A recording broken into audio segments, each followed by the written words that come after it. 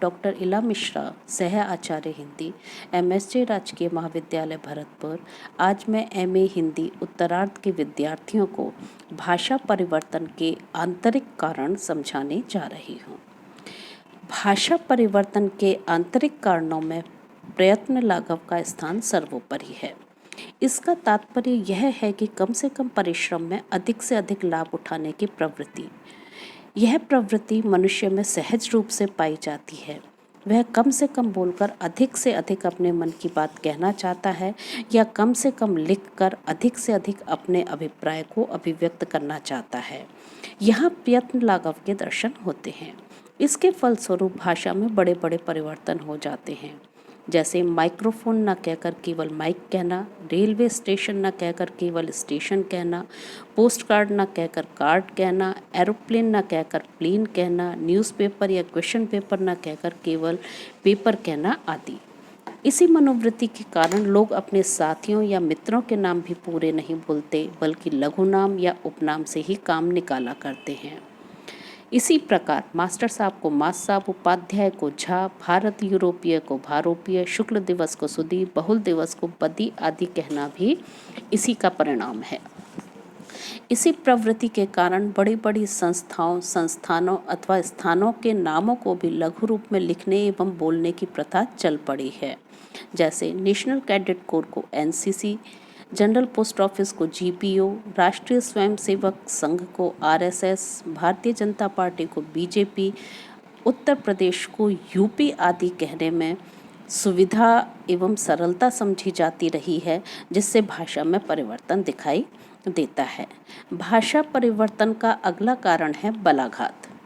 जब किसी शब्द का उच्चारण करते समय उसमें से किसी ध्वनि पर अधिक बल दिया जाता है और किसी पर कम, तो सबल ध्वनि की पार्श्ववर्ती ध्वनि कालांतर में निर्बल होने के कारण लुप्त हो जाती है और भाषा में अद्भुत परिवर्तन आ जाता है।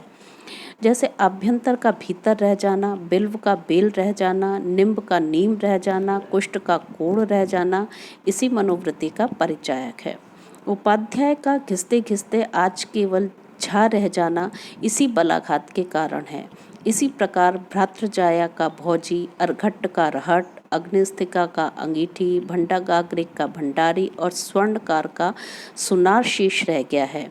ये सभी परिवर्तन बलाघात के कारण है। भाषा परिवर्तन का अगला कारण है भावातिरेक। भाषा परिवर्तन में भावातिरेक भी बड़ा कार्य करता है। यह भावातिरेक प्राय प्रेम, शोक, क्रोध, घृणा आदि भावों के आधिक्य के अवसर पर देखा जाता है। जब मानव भावाधिक्य के कारण आत्मविभोर हो जाता है, तब वह शब्दों को एक अजीब ढंग से बोलने लगता है और इस कारण भाषा में परिवर्तन आ जाता है। कभी कभी दुलार एवं प्रेम के कारण अपने बच्चों के नामों को ठीक से ना लेने में भी यह परिवर्तन देखा जाता है। जैसे रामेश्वर को रम्मो, रम्मी, रमुआ, राजेंद्र को राजू, रज्जो, रजुआ, माँ को मेहतारी, माताराम, मैया, माई, लाला को लल्लू, लल्ला, बेटी को बिट्टी, बिट्टो, बिटिया आदि कहना इसी भावातिरेक के कारण होता है। भाषा परिवर्तन का अगला कारण है अपूर्ण अनुकरण। प्राय अज्ञान, अशिक्षा या मानव की अन्य कमी के कारण जब वह अपने किसी साथी के द्वारा उच्चारित शब्द का ठीक ठीक अनुकरण नहीं कर पाता अथवा अपने शारीरिक संस्थान या वाग्यंत्र की भिन्नता के कारण किसी सुनी सुनाई ध्वनि को अपने ढंग से बोलता है, तब उसके इस अपूर्ण अनुकरण के कारण भाषा में बड़े विचित्र परिवर्तन देखे जाते हैं। इसके कारण लोग लाइब्रेरी को रायबरेली, पोस्ट कार्ड को पोस्ट कार्ड, एडवांस को एडवांस, हॉस्पिटल को अस्पताल, थिएटर को थिएटर, सिग्नल को सिंगल आदि कहने लगते हैं, जो कि अपूर्ण अनुकरण का ही परिणाम है। भाषा परिवर्तन का अगला कारण है प्रमाद एवं असावधानी। प्रायः मानव प्रमादवश अथवा असावधानीवश उच्चारण करने के कारण शब्दों को ऐसे विचित्र ढंग से बोलने लगता है, जिससे भाषा के परंपरागत उच्चारण में अंतर आ जाता है और उसके सहयोगी या साथी भी यदि उसी तरह बोलने लगते हैं तो भाषा में पर्याप्त अंतर दिखाई देने लगता है। जैसे चाकू को काचू, बंदूक को दंबूक, मतलब को मतबल आदि कहने लगते हैं। इसी प्रकार बहुत से लोग अपनी विद्वत्ता या पांडित्य का सिक्का जमाने के लिए इच्छा को इच्छा, शाप को श्राप, सौंदर्य को सौंदर्यता, माधुर्य को माधुर्यता आदि कहते सुने जाते हैं। ये सभी परिवर्तन असावधानी के कारण होते हैं। अतः प्रमाद एवं असावधानी के कारण भाषा में अनेक परिवर्तन आ जाते हैं। भाषा परिवर्तन का अगला कारण है सादृश्य।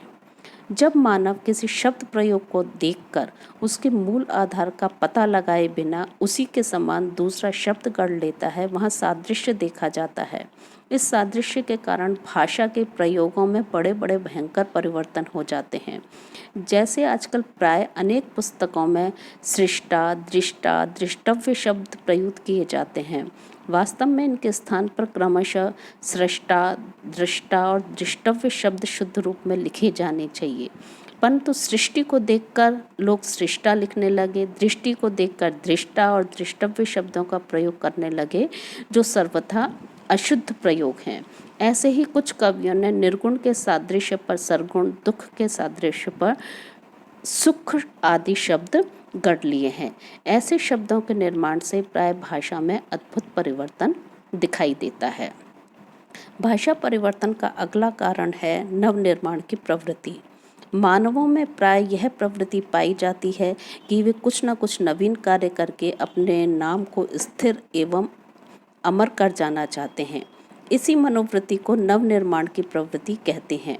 इसके फलस्वरूप जहाँ जीवन और जगत में विभिन्न प्रकार के परिवर्तन देखे जाते हैं, वहाँ भाषा के क्षेत्र में भी परिवर्तन हो जाते हैं, क्योंकि इस नवनिर्माण की प्रवृत्ति के कारण कुछ लोग नित्य नए नए शब्द रचने लगते हैं। उन्हें पुराने या लोक प्रचलित शब्दों के प्रयोग में आनंद नहीं आता।